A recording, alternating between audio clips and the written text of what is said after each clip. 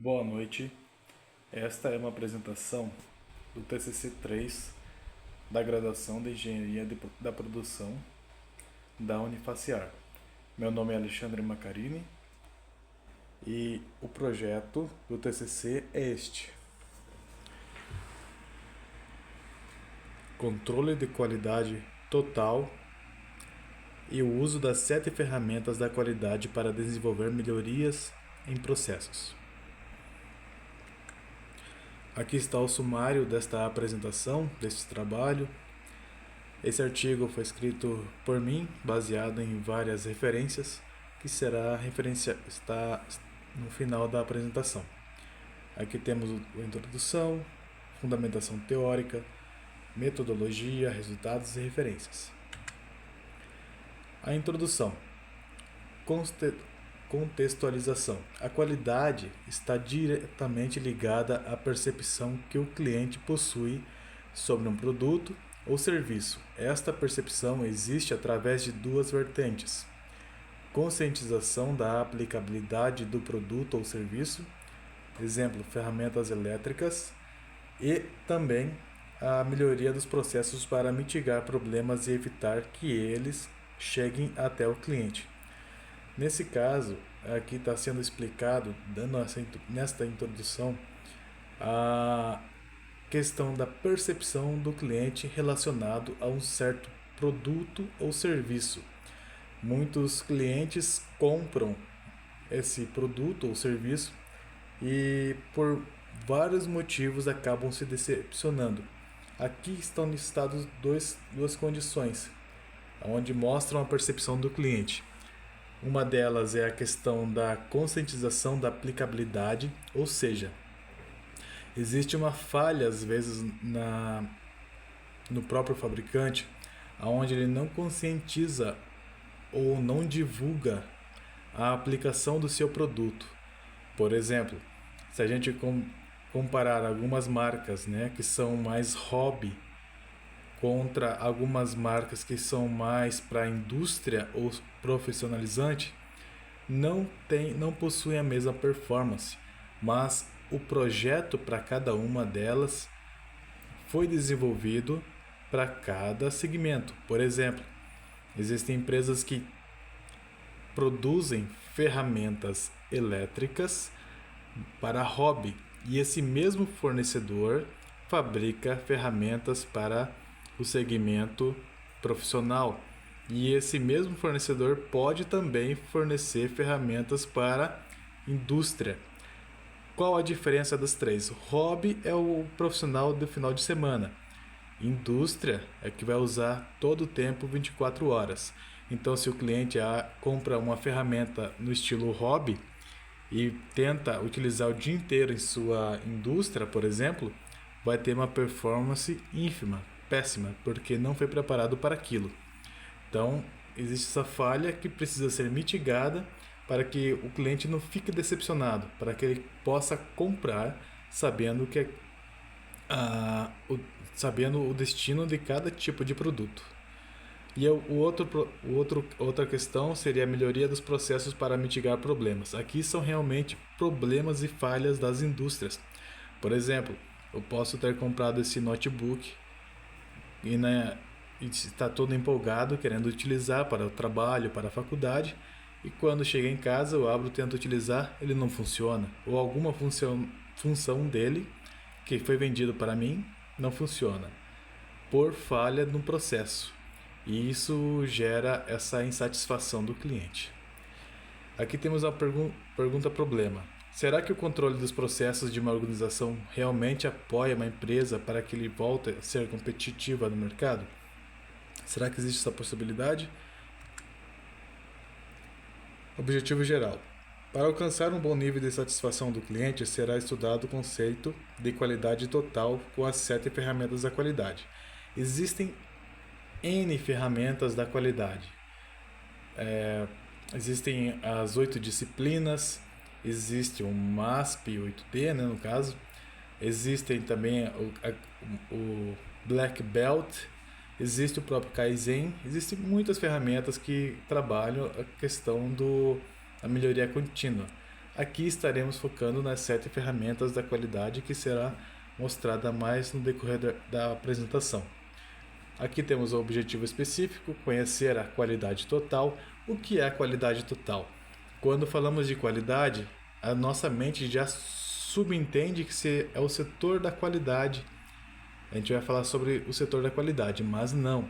Aqui o conceito é atuar em toda a empresa. Por exemplo, como fazer com que o cliente se sinta satisfeito?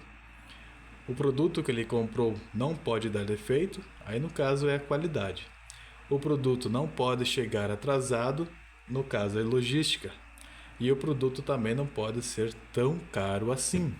Então aí envolve engenharia, gestão, planejamento. Então a qualidade não se diz apenas no setor da qualidade, mas em toda a empresa em si, que impacta diretamente no cliente. E conhecer as aplicações das 7 ferramentas da qualidade.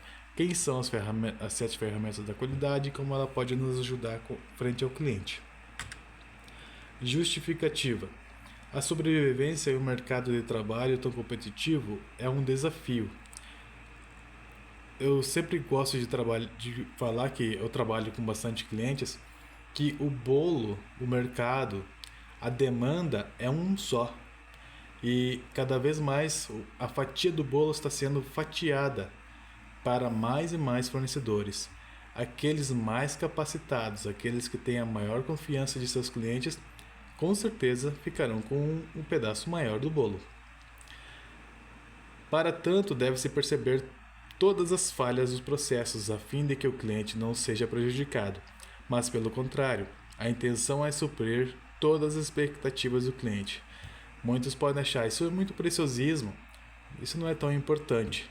Mas se a gente pegar algumas empresas, por exemplo, BMW, Ferrari, Apple, todas essas empresas não têm apenas nome, mas elas têm satisfação por trás do nome.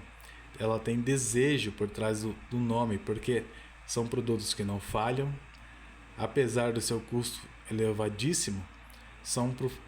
Para quem pode comprar, são os produtos de preferência, porque possuem qualidade. Não vão se decepcionar com a marca. Para resolver esse problema, foram desenvolvidas ferramentas que auxiliam as empresas a eliminarem problemas de seus processos, e essas ferramentas foram desenvolvidas por estudiosos da qualidade. No próximo slide iremos ver quem são alguns dos estudiosos da qualidade. Mas aqui está diretamente envolvido a qualidade do produto.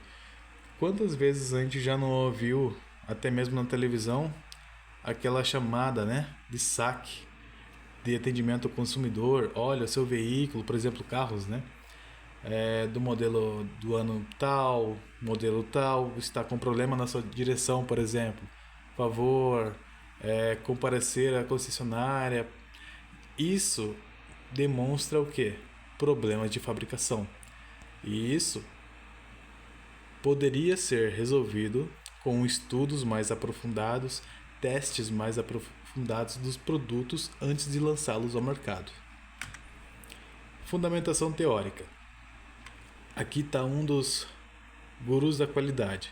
Conforme William Edward Deming concluiu, as empresas precisam de qualidade em todas as áreas da empresa, chamado Total Quality Control, porque em todos os setores da empresa existem problemas e eles não podem chegar ao cliente.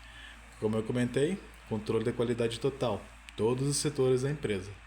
As 7 ferramentas da qualidade auxiliam a resolver os problemas das empresas. Aqui vamos falar um pouquinho sobre cada ferramenta. A primeira delas aqui é o fluxograma. Aqui nós temos um fluxograma básico aqui somente para exemplo. Receber nota fiscal é o primeiro passo. Segundo passo, validar nota fiscal. Terceiro passo, lançar nota fiscal no sistema. E o último passo, pagar nota fiscal. Parece ser simples, mas existem N tamanhos e complexidades de fluxogramas para definir um processo. porque a ideia é padronização de processos, treinamento das pessoas para que sigam esse fluxograma e para que o processo sempre seja feito igual, porque através da padronização evita-se erros. Então aqui já eliminaria vários erros, porque se cada um fizer de uma forma a emissão e o pagamento de nota fiscal, cada vez seria diferente, com tempos diferentes. E a ideia é padronizar. Cartas de controle. Cartas de controle, aqui a gente pode ver que existe o limite superior em laranja e o limite inferior em roxo. E no meio aqui tem um vermelho. Esse vermelho é a média.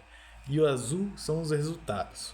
Se a gente for pegar, por exemplo, o controle dimensional de peças, existe o máximo e o mínimo. E aí a primeira peça, a segunda peça, a terceira peça, a quarta peça, a quinta peça. E vai controlando o processo para ver se segue a média ou se por um acaso, em algum momento, ultrapassa o limite superior. Ultrapassou o limite superior, está com problema. Há um desvio no processo. Se ultrapassou o limite inferior, há um problema também, há um desvio no processo.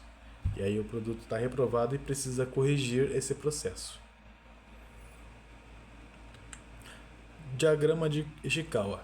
Quando o processo, aqui nesse caso, tem desvios, entra análise de causa e efeito, também chamado de diagrama de espinha de peixe. A gente pode perceber que tem espinha de peixe.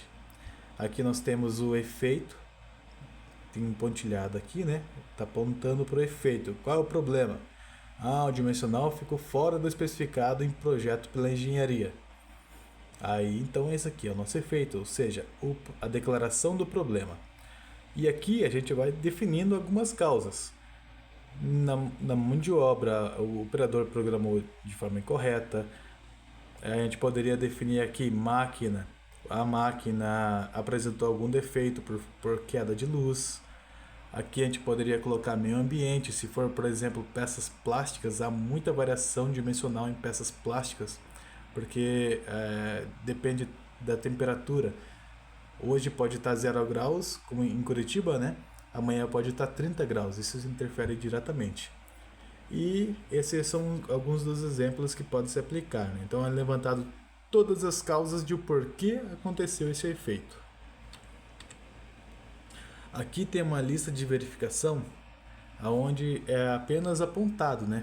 Realizado base de dados apontado em cada tipo de dimensional ou cada critério que for adotado aqui para fazer o controle.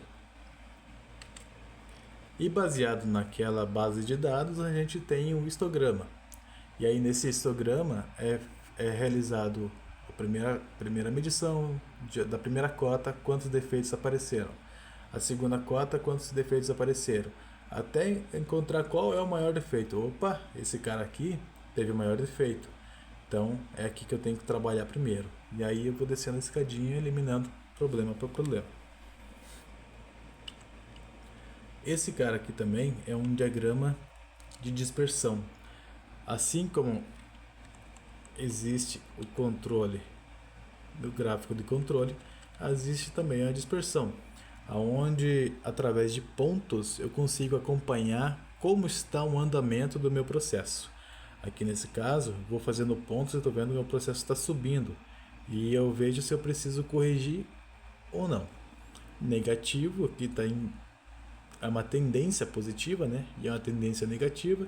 Depende do teu objetivo, depende do que você está medindo. Você consegue ter uma ideia que está numa tendência negativa, está numa tendência nula, está numa tendência positiva. E aí você precisa tomar uma decisão ou não sobre esse processo. E o último aqui seria o diagrama de Pareto, onde é um gráfico onde gera um gráfico que gera percentual dos impactos, percentual dos problemas. E na grande maioria das vezes o conceito do Pareto diz que 20% dos fatores geram 80% de impacto na empresa. Então a ideia é trabalhar esses 20% desses fatores. E os demais fatores estão bem pulverizados, são várias causas, são vários efeitos que aparecem são 80%. E aí geram apenas 20% de impacto. Então não seriam os mais importantes. No diagrama de Pareto, os mais importantes são aqueles que foram levantados em 20% dos fatores que impactam mais na empresa. Aqui estão as nossas referências, né, de toda a base teórica desta apresentação e deste trabalho, desse artigo. Muito obrigado.